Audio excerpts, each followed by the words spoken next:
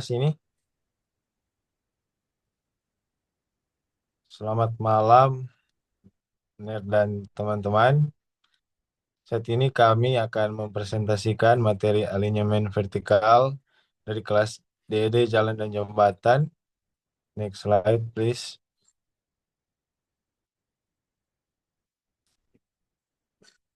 Dengan anggota kelompok kami yaitu Emmanuel Mandalika, Givail Kawan, Ivan Liratu, Fritz Tiko Alu, dan Indah Maharani.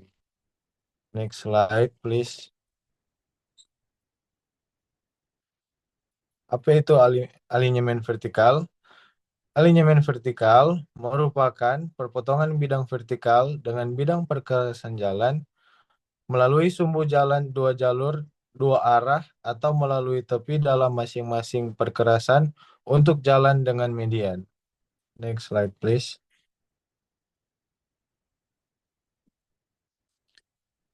Alinyemen vertikal terdiri dari garis lurus dan garis lengkung. Garis lurus menunjukkan jalan datar, mendaki, atau menurun. Jalan mendaki dan menurun adalah jalan yang mempunyai kelandaian jalan. Berdasarkan Standar New Zealand Forest Road Engineering Manual 2012, nilai kelandaian maksimum adalah sebesar 12%. Slide, please. Kita masuk pada kelandaian pada alinyemen vertikal. Di sini landai minimum yang pertama, landai 0% ideal tapi menyulitkan untuk drainase. Lalu untuk landai 0,15% untuk jalan di atas tanah timbunan dengan medan datar dan menggunakan kerep. Lalu yang terakhir landai minimum 0,3 sampai dengan 0,5% untuk jalan pada daerah galian dengan kerep. Landai landai maksimum, landai 3% mulai memberikan pengaruh kepada gerak kendaraan mobil penumpang. Di sini kita bisa lihat tabel kelandaian maksimum yang diizinkan. Contohnya untuk kilometer 120 dia didapat kelandaian maksimum sebesar 3%, dan jikalau lebih dari 40 kilometer per jam didapat kelandaian maksimum sebesar 10%.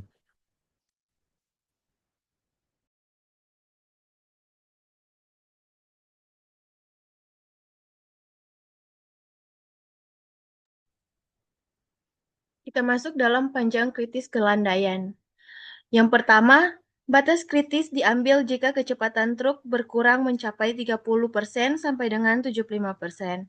Kecepatan rencana atau kendaraan menggunakan gigi persneleng yang lebih rendah. Yang kedua, kelandaian pada kecepatan rencana yang tinggi akan mengurangi kecepatan truk sehingga berkisar antara 30% sampai dengan 50% kecepatan rencana selama 1 menit perjalanan. Yang ketiga, Bina Marga menyarankan panjang kritis sebagai berikut. Kecepatan rencana 50 km per jam. Yang pertama, kelandaian 7%, panjang kritis 500 meter. Yang kedua, kelandaian 8%, panjang kritis 420 meter. Yang keempat, kelandaian dan panjang kritis sering direncanakan lajur pendakian. Next slide.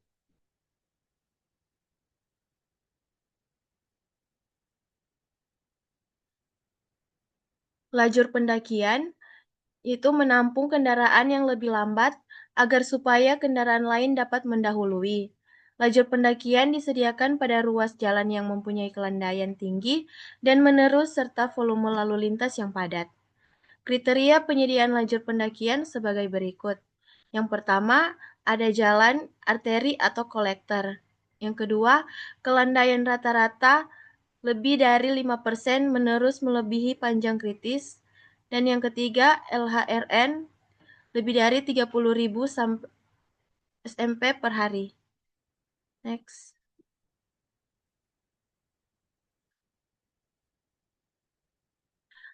Kita masuk dalam lengkung vertikal. Pergantian dari suatu kelandaian yang lain dilakukan dengan menggunakan lengkung vertikal. Titik perpotongan dua bagian tangan vertikal dinamakan poin perpotongan vertikal.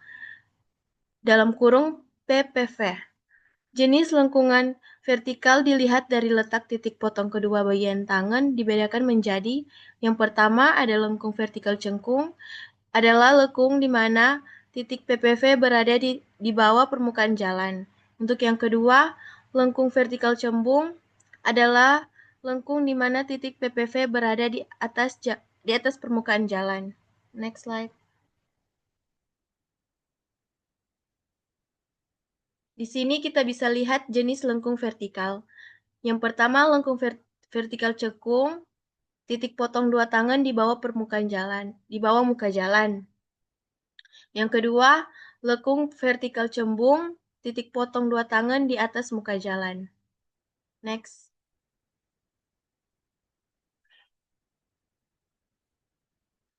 Panjang lengkung vertikal cembung. Lengkung vertikal cembung dirancang berbentuk parabola. Panjang lengkung vertikal ditentukan dengan memperhatikan syarat jarak pandang henti, pandangan pengemudi ke kendaraan ketika melintasi lengkung vertikal cembung dibatasi oleh puncak lengkung vertikal. Next.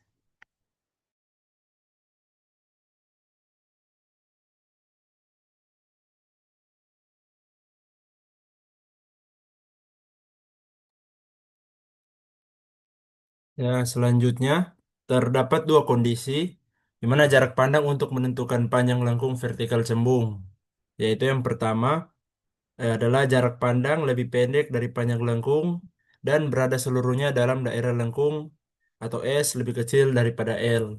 Jika dilihat di gambar, S merupakan jarak pandang dari kendaraan, sedangkan L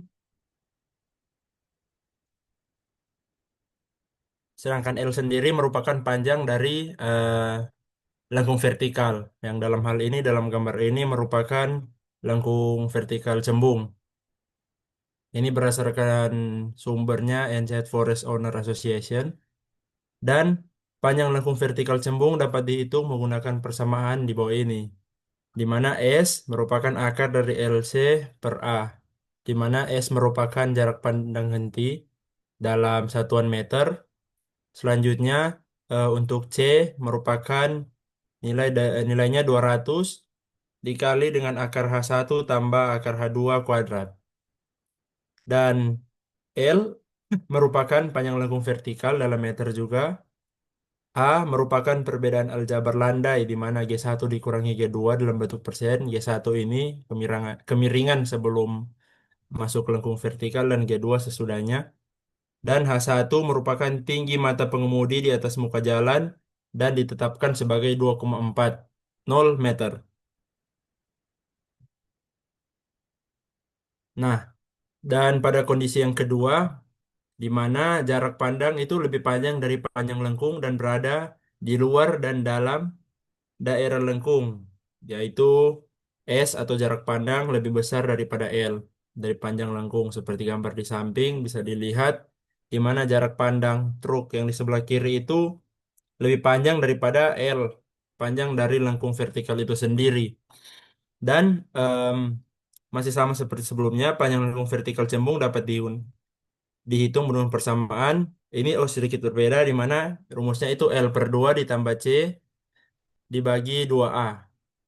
Di mana S itu jarak pandang henti, lalu C merupakan 200 dibagi H1, akar H1 tambah akar H2 kuadrat. Di sini H1 yang ini, H2 yang ini. Lalu A merupakan perbedaan aljabar landai, di mana G1 dikurangi G2 dalam satuan persen. H1 seperti tadi, tinggi mata pengemudi yang ditetapkan sebagai 2,40 meter, dan H2 merupakan tinggi objek di atas muka jalan ditetapkan sebagai 0,2 meter. Nah, panjang lengkung vertikal cekung ini ditentukan dengan memperhatikan jarak pandang di malam hari.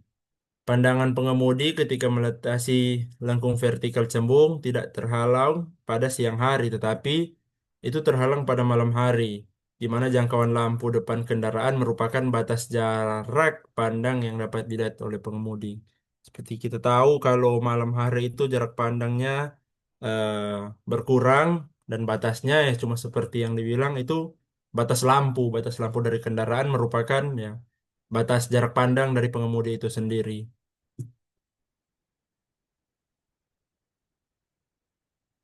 Selanjutnya merupakan posisi jarak pandang dibedai atas dua keadaan, yaitu yang pertama adalah jarak pandang akibat penyinaran lampu kurang dari L seperti gambar pada 2.1.3 di samping ini, di mana jarak penyinaran lampu depan itu lebih kurang daripada L atau panjang lengkung vertikal itu sendiri. Dapat dilihat di sini jarak penyinaran lampu depan itu lebih kurang daripada L atau panjang lengkung vertikal itu sendiri, di mana rumusnya untuk menghitung seperti tadi sebelumnya, ya ini L per 2 tambah C per 2A.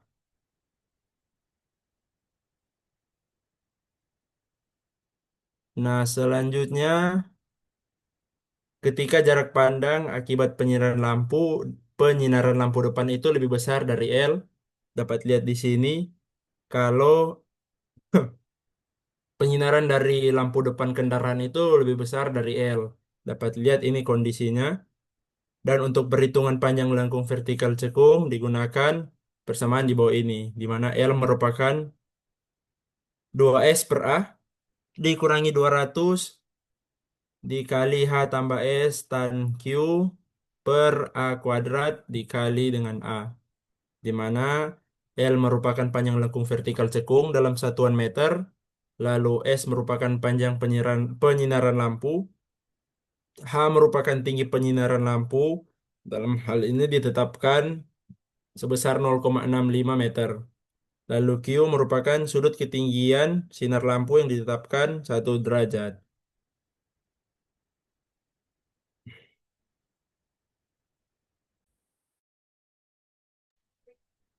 Kita masuk pada kontrol dan batas perencanaan aliran vertikal. Di sini ada 4. Yang pertama adalah kelandaian diusahakan mengikuti bentuk permukaan tanah asli. Yang kedua, penggunaan kelandaian maksimum sedapat mungkin dihindari. Yang ketiga, lajur pendakian khusus untuk kendaraan berat dapat diberikan bila kondisi panjang kritis dilampaui. Yang keempat, koordinasikan dengan aliran horizontal.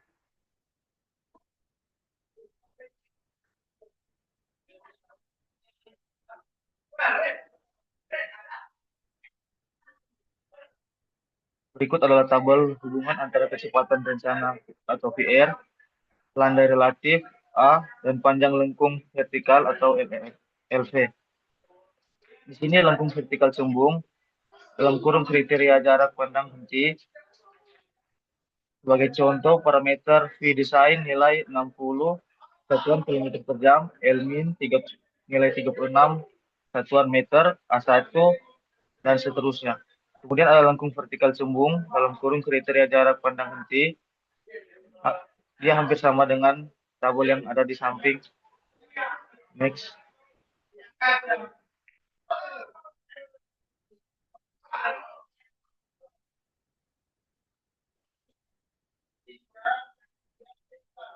Berikut adalah contoh perhitungan Excel yang telah kami lakukan, yaitu lengkung vertikal pertama cembung.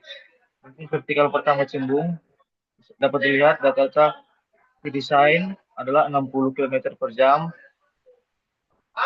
Remax 8%, STA PBV itu terdapat di 0 plus 400, dan elevasi PBV 1 di 15.000 satuan meter. G1 0,2500%, G2 0,00%, dan A1 0,2500%, dan LV1 dalam kurung S lebih kecil dari LV 132 meter. LV1 min 132 meter dari dalam kurung dari tabel. LV1 0,04125 meter. Di sini untuk persamaan lengkung vertikal sudah mendapat kontrol oke. Untuk tabel di sebelah itu adalah perhitungan dari PPV1. Next.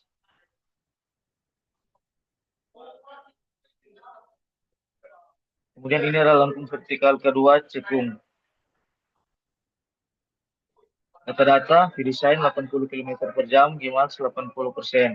SPA PPV2 di plus 0 plus 600. Elevasi PPV2 terdapat 15.000 meter. Dan seterusnya untuk persamaan lengkung vertikal, sini telah kami lakukan kontrol dan mendapatkan oke. Dan di bawah ini adalah hasil perhitungan dari Excel kami. Next.